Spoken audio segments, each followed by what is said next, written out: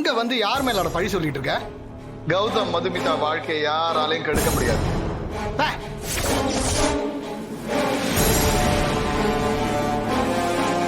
Santhosh, wait. Lawyer madam,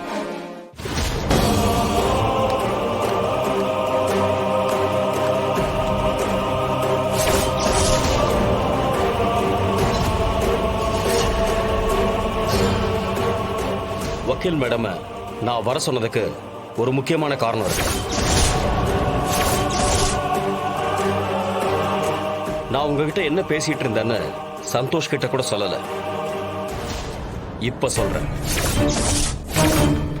madam, அந்த டாக்குமெண்ட்டை கொடுங்க.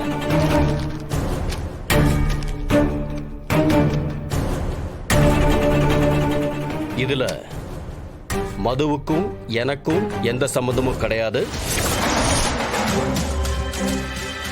இனிமே மதுவை தொந்தரவு பண்ண மாட்டேன்.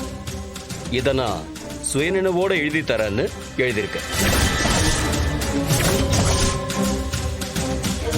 சைன் போட்டு கொடுத்துட்டு இவனை கிளம்ப சொல்லு சந்தோஷ்.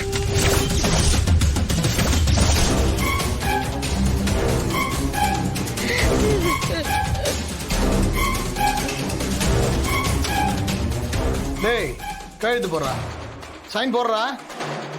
என்ன போடுறா? போடுறாங்கிற போடுறா. டேய், என்னடா பாக்குறேன், போடு.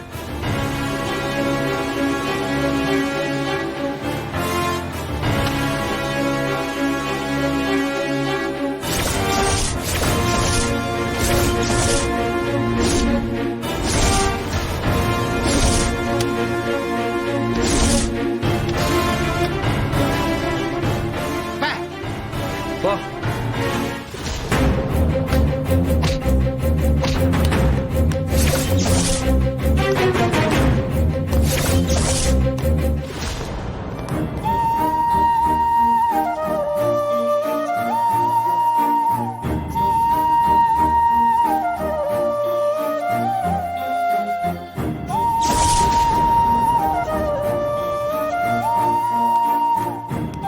சூப்பர் நண்பா.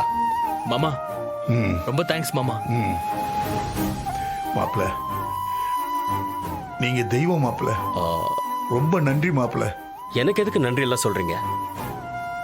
இப்படி ஒரு பொண்ணை பெத்து வளர்த்ததுக்கு மது மனசார யாருக்குமே கெட்டது நினைக்காத ஒரு நல்ல பொண்ணு. பியூர் சோல் அவங்க. அவங்களால யாருக்கும் துரோகம் பண்ணவே முடியாது. அவங்களுக்கு இப்படி ஒரு அயோக்கிய ராஸ்கல் தொந்தரவு கொடுக்கறான்னு தெரிஞ்ச உடனே நான் ஒரு முடிவுக்கு வந்துட்டேன். மது கலங்கம் இல்லாதவன்னு நான் இவங்க எல்லாருக்கும் முன்னாடியும் சொல்லணும்னு நினைச்சேன். அதனாலதான் ஆபீஸ்ல இருக்கிற ஆளுங்களை எல்லாம் வர வச்சேன். இனிமே இந்த பிரச்சனை வரவே கூடாதுங்கிறதுல உறுதியா இருந்தேன். அதுக்காக தான் இவ்வளவு நேரமும் அமைதியா இருந்தேன்.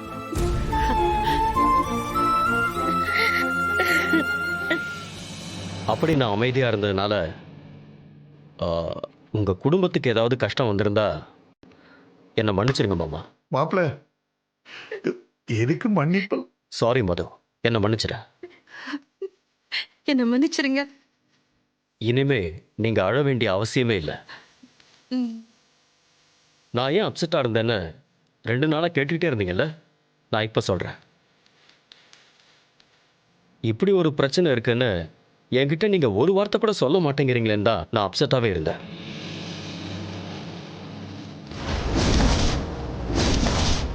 இது எல்லாத்தையும் நீங்க என்கிட்ட சொல்லியிருந்தா நான் உங்களை தப்பா நினைப்பேன்னு நினைச்சுக்கிட்டீங்களா?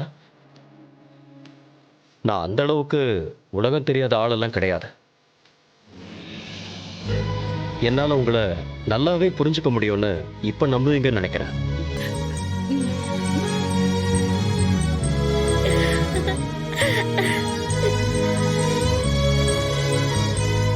அதான் எல்லா ப்ராப்ளமும் சால்வ் ஆயிடுச்சுல்ல. இன்னும் எதுக்கு நன்றி எல்லாம்? எவ்வளவு பெரிய விஷயம் நடந்திருக்கு. இது சின்ன நன்றிங்கிற வார்த்தை நிஜமாவே எங்களுக்கு பத்தல மாப்பிள்ள. சத்தியமா சொல்றேன், உங்களை மாதிரி ஒரு மாப்பிள்ளை கிடைக்கிறதுக்கு நாங்க எந்த ஜென்மத்துல புண்ணியம் பண்ணோமோ தெரியல. கொடுத்து வச்சிருக்கணும் மாப்பிள்ள.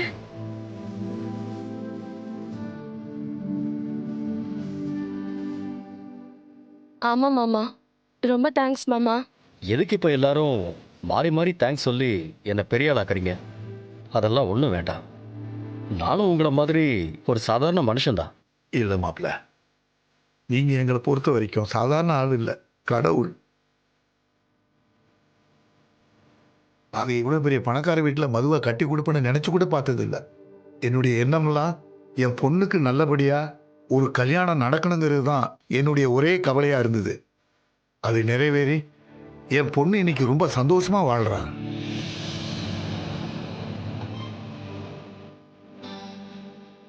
நீங்கள் மட்டும் அவளை நம்பாமல் போயிருந்தீங்கன்னா என்ன நடந்திருக்குன்னு என்னால் கற்பனை பண்ணி கூட பார்க்க முடியல மாப்பிள்ள. அந்த கிரண் அயோக்கிய ராஸ்கல் இன்னும் என்னென்ன சொல்லியிருப்பான்னு என்னால் யோசிச்சு கூட பார்க்க முடியல. விடுங்க மாமா, நடந்து முடிஞ்சதை பற்றி இனிமே பேச வேண்டாம். இப்போ மட்டும் இல்லை, எப்பவுமே பேச வேண்டாம். இங்கேயே இந்த நிமிஷத்திலேயே இப்படி ஒரு விஷயம் நடந்ததை நான் மறந்துட்டேன். நீங்களும் மறந்துடுங்க. ம்? சரிங்க மாப்பிள்ள. சரிங்க மாப்பிள்ள.